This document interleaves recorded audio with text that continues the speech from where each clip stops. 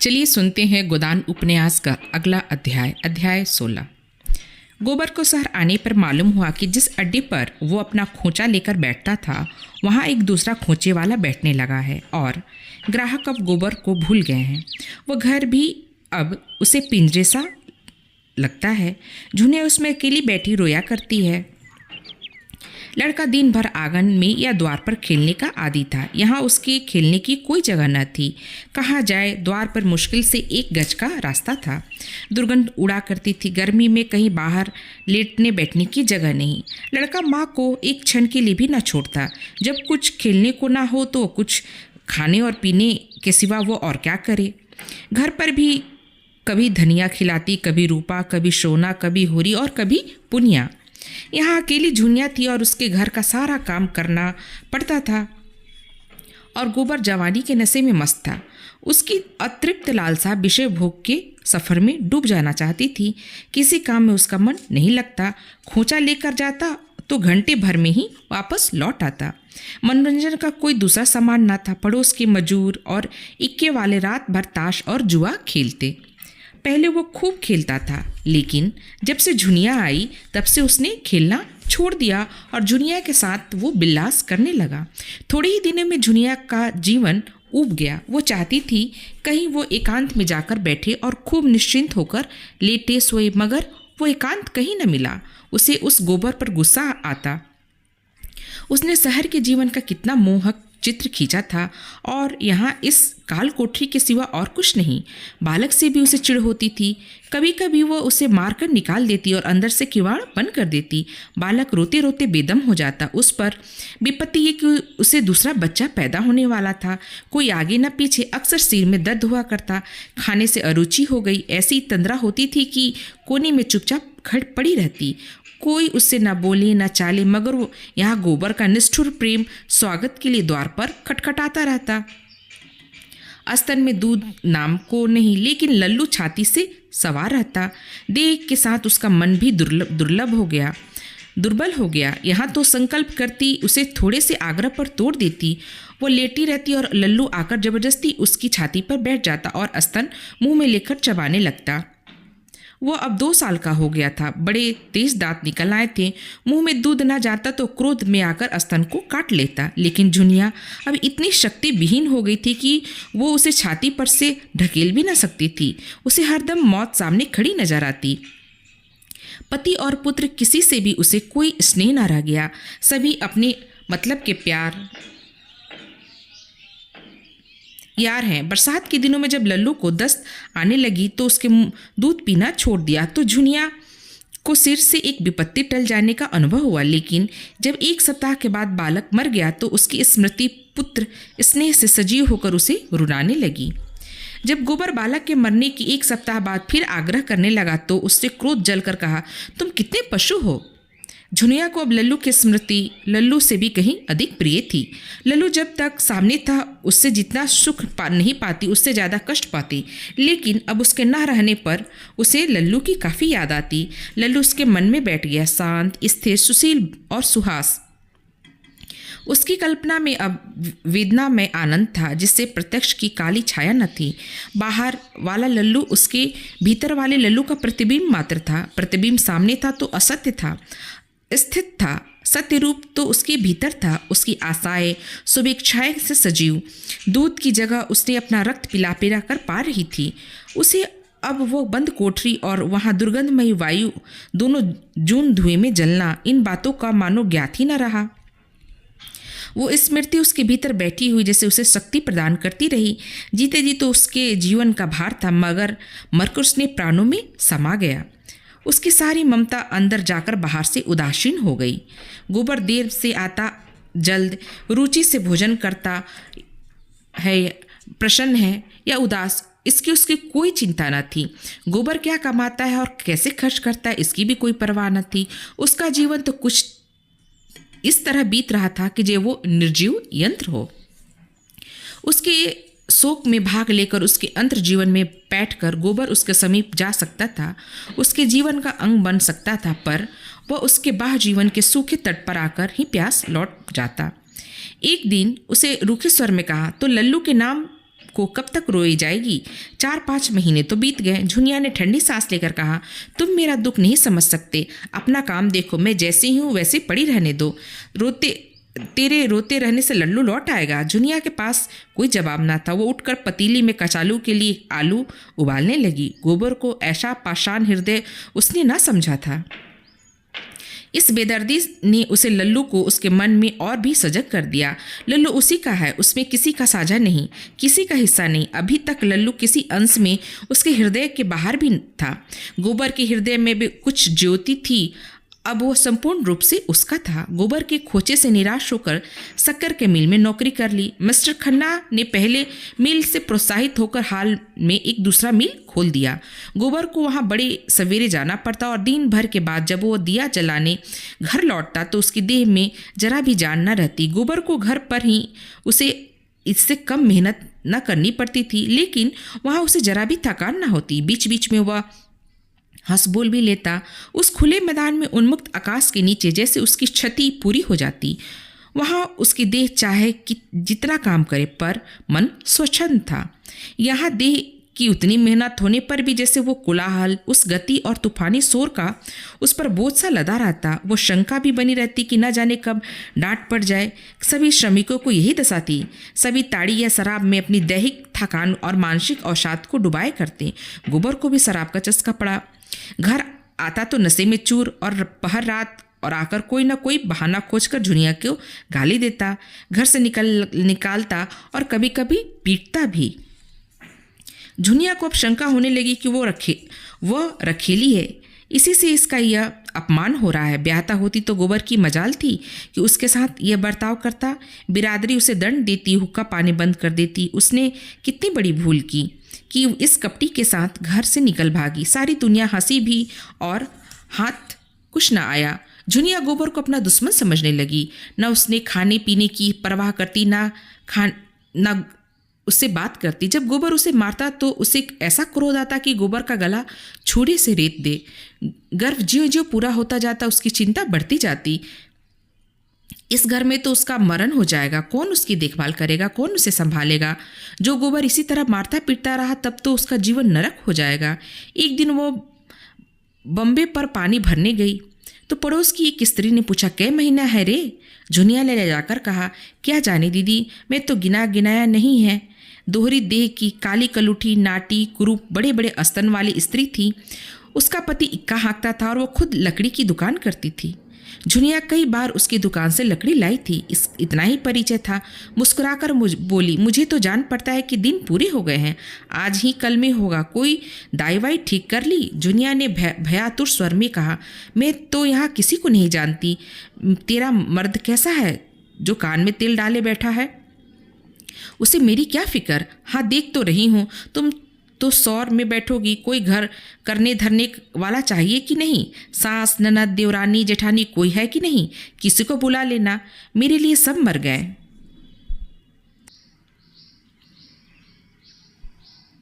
वो पानी लाकर जूठे बर्तन मांजने लगी तो प्रसव की शंका से उसके हृदय की धड़कनें बढ़ रही थी। सोचने लगी, कैसे क्या होगा भगवान? ओह, यही तो होगा, मर जाऊंगी। अच्छा है, जंजाल से छूट जाऊंगी। शाम को उसके पेट में दर्द होने लगा। समझ गई विपत्ति की घड़ी आ पहुंची। पेट को एक हाथ से पकड़े हुए पसीने से तर उसने चूल्हा जलाया, खिचड़ी डाली और दर्द से व्याकुल होकर वहीं जमीन पर लेट रही। कोई 10 बजे गोबर आया, ताड़ी की दुर्गंध उड़ाता हुआ, लटपटाती हुई जबान से उठपटांग बक रहा था। मुझे किसी की परवाह नहीं, जिसे 100 दफ़े गरज हो नहीं चला जाए। मैं किसी का ताव में नहीं सह सकता, अपने माँ बाप का तो ताव सहा ही नहीं। जिसने जन्म दिया तब दूसरे का ताव क्यों सहूँ? जमादार आंखें दिखाता था, यहाँ किसी की धौस सहने वाला नहीं हूँ। लोगों ने पकड़ न लिया होता तो खून ही पी जाता। कल देखूंगा बच्चा को, फांसी ही तो होगी, दिखा दूंगा कि मर्द कैसे मरते हैं। हंसता हुआ, अकड़ता हुआ, मूँछों पर ताव देता हुआ फांसी के तख्ते पर जाऊं तो सही। औरत की जात कितनी बेवफा होती है। खिचड़ी डाल दी और टांगे पसार कर सो रही। कोई खाए या ना खाए उसकी बला से। आप मज़े से फुल्की उड़ाती हैं तो मेरे लिए खिचड़ी। अच्छा सता ले, जितनी सताती बने। तुझे भगवान सताएंगे जो न्याय करते हैं। गोबर ने झुनिया को जगाया नहीं, कुछ बोला भी नहीं। चुपके से खिचड़ी थाली में निकाली और 2-4 कौर निकलने के बाद बरामदे में लेट रहा। पिछले पहर उसे सर्दी लगी, कोठरी से कंबल लेने आया तो झुनिया को कराहने की आवाज़ सुनी। अब गोबर का नशा उतर चुका था। पूछा, कैसा है जी झुनिया, कहीं दर्द है क्या? हाँ, पेट में जोर से दर्द हो रहा है। तूने पहले क्यों नहीं कहा? अब इस वक्त कहाँ जाऊँ, किससे कहती? मैं मर गया था क्या? तुम्हें मेरे मरने जीने की क्या चिंता? गोबर घबराया। कहाँ दाई खोजने जाए, इस वक्त वो आने ही क्यों लगी? रुपए मांग लाता, इन्हीं हाथों से 100-50 रुपये हरदम उड़ाया करता हूँ। 4 आदमी खुशामद करते, इस कुलक्षणी के आते ही जैसे लक्ष्मी रूठ गई, टके टके को मोहताज हो गया। सहसा किसी ने पुकारा, ये क्या तुम्हारी घरवाली करा रही है? दर्द तो नहीं हो रही? यह वही मोटी औरत है जिससे आज झुनिया की बातचीत हुई, घोड़ी की दाना खिलाने उठी थी। झुनिया का कहलाना सुनकर पूछने आ गई थी। गोबर ने बरामदे में जाकर कहा, पेट में दर्द है, छटपटा रही है, यहाँ कोई दाई मिलेगी? वह तो मैं आज उसे देखकर ही समझ गई थी कि दाई कच्ची सराय में रहती है। लपक कर बोला, लाओ कहना जल्दी चल, तब तक मैं यहीं बैठी हूँ।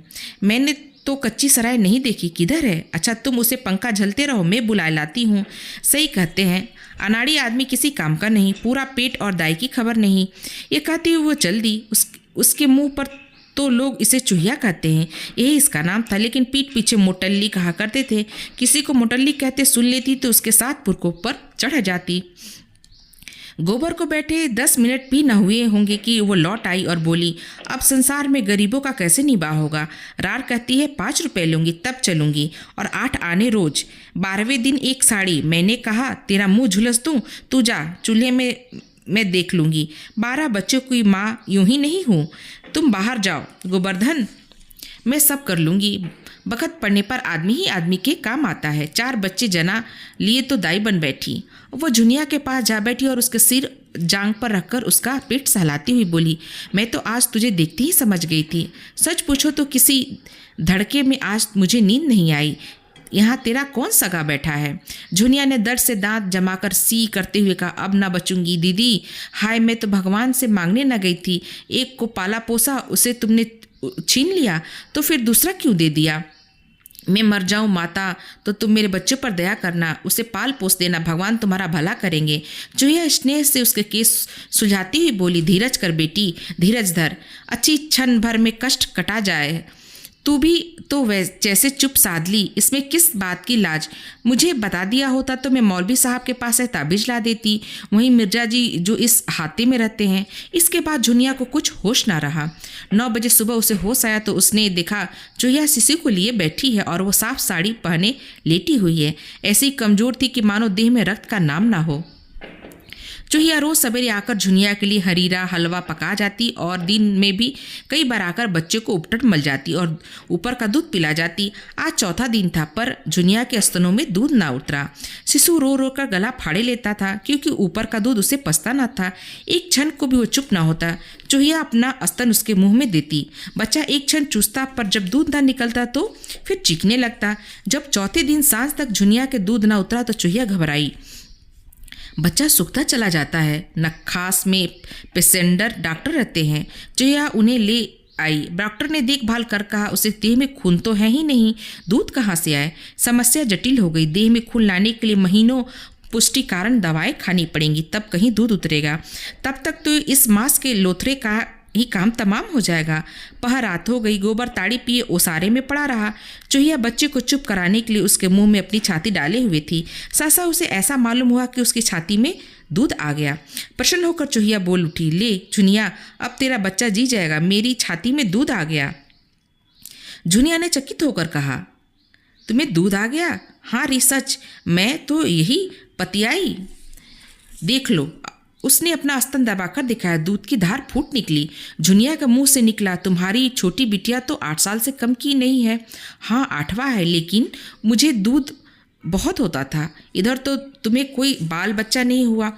वही लड़की पेट पोछनी थी, छाती बिल्कुल सूख गई थी, लेकिन भगवान की लीला है और क्या। अब से चूहिया दिन भर 4-5 आकर बच्चे को दूध पिला जाती। बच्चा पैदा तो हुआ था दुर्बल, लेकिन चूहिया का स्वस्थ दूध पी पी कर गदराया जाता था। एक दिन चूहिया नदी स्नान करने चली गई। बच्चा भूख के मारे छटपटाने लगा। चूहिया 10 बजे लौटी तो झुनिया बच्चे को कंधे से लगाकर झुला रही थी और बच्चा रोए जा रहा था। चूहिया ने बच्चे को उसकी गोद से लेकर दूध पिला देना चाहा, पर झुनिया ने उसे झिड़क कर कहा, रहने दो, अभागा मर जाए वही अच्छा है, किसी का एहसान तो न लेना पड़े। चूहिया गिड़गिड़ाने लगी। झुनिया ने बड़े अदरावन के बाद बच्चा उसकी गोद में दिया। झुनिया और गोबर में अब भी न पड़ती थी। झुनिया के मन में बैठ गया था कि वह पक्का मतलबी बेदर्द आदमी है, मुझे केवल भोग की वस्तु समझता है, चाहे मैं मरूं या जीऊं, उसकी इच्छा पूरी किए जाऊं उसे बिल्कुल गम नहीं। सोचता होगा यह मर जाएगी तो दूसरी लाऊंगा, लेकिन मुंह धो रखे बच्चू, मैं ही ऐसी अल्हड़ थी कि तुम्हें फंदे में आ गई। अब तो पैरों पर भी सिर रख देता, यहाँ आते ही न जाने क्यों ऐसे मिजाज में बदल गया। जाड़ा आ जा गया था, पर ओढ़न बिछावन रोटी दाल से 2-4 रुपये बचते, ताड़ी में उड़ जाते। एक पुराना लिफाफ था, दोनों उसी में सोते, लेकिन फिर भी उसमें 100 कोस का अंतर था। दोनों एक ही करवट में रात काट देते। गोबर का जी शिशु को गोद में लेकर खिलाने के लिए तरस कर रह जाता। कभी कभी वो रात कूट कर उसका प्यारा मुखड़ा देख लिया करता, लेकिन झुनिया की ओर से उसका मन खींचता था। झुनिया भी उससे बात नहीं करती, उसकी कुछ सेवा भी नहीं करती। दोनों के बीच ये मालिन्य समय के साथ लोहे के मोर्चे की भांति गहरा, दृढ़ और कठोर होता रहा। दोनों एक दूसरे की बातों का उल्टा ही अर्थ निकालते, वहीं जिससे आपका द्वेष भड़के कई दिनों तक एक एक वाक्य को मन में पाले रहते और उसे अपना रक्त पिला पिला कर एक दूसरे पर झपट पड़ने के लिए तैयार रहते, जैसे शिकारी कुत्ते हों। उधर गोबर के कारखाने में भी आए दिन एक न एक हंगामा उठा रहता। अब की बजट में शक्कर पर ड्यूटी लगी। मिल के मालिकों को मजदूरी घटाने का अच्छा बहाना मिल गया। ड्यूटी से अगर 5 की हानि थी तो मजदूरी घटा देने से 10 का लाभ। इधर महीनों से इस मिल में भी यही मसला छिड़ा हुआ था।